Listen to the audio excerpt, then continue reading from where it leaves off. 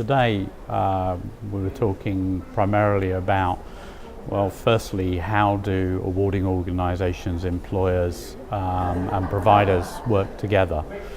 And that is to say, really, we already do work together, but of course I think the landscape in which we're going to have to work together will change. So the backdrop to that was, one, the CBI Pearson survey, 2012 survey, which talks mainly about some of the things that employers want. And it's of no surprise, I think, to the audience that actually what they want hasn't changed dramatically from year on year, and perhaps why would it?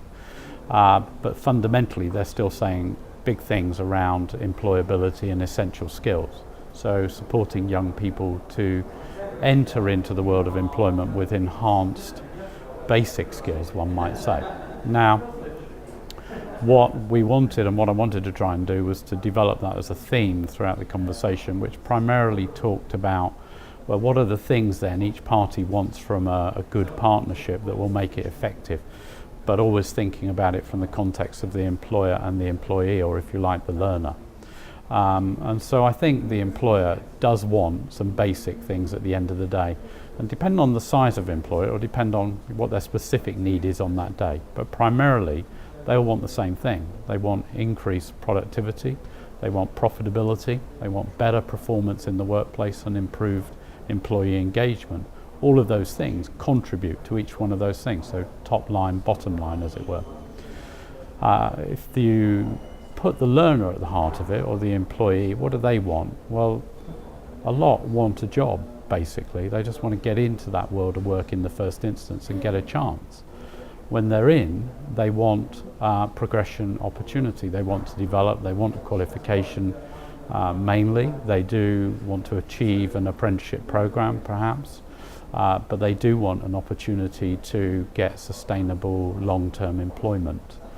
And then if we kind of turn that around and say, well, what does the provider and what does the awarding organisation need to do then in that case if we're to go into partnership with employers? And the key is, well, that's where the government want the money to go ultimately at the end of the day. They want to put that responsibility more into the hands of large employers.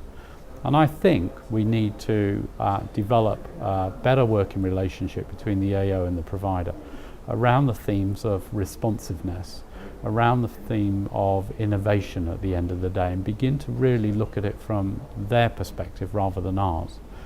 And if we can do that, then I think we will begin to develop a whole suite of new products and services that are underpinned by an efficacy framework. And that for me is now the big ticket item. And it's about being able to stand up and to be able to demonstrate that actually organisationally and together we are able to demonstrate that what we say is what is delivered and what happens. So if we say this raises achievement, then we have to be able to come back on another day and really prove. If we say this form of training will improve performance or productivity, we need to be able to come back and evidence that on another day. And what Pearson have done is developed a framework that's looking at that.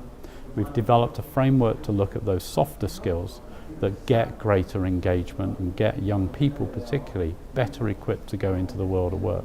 What we want to fundamentally do is give that to employers and to providers for them to use in conjunction with us. But above all, what we want to become is the efficacy company.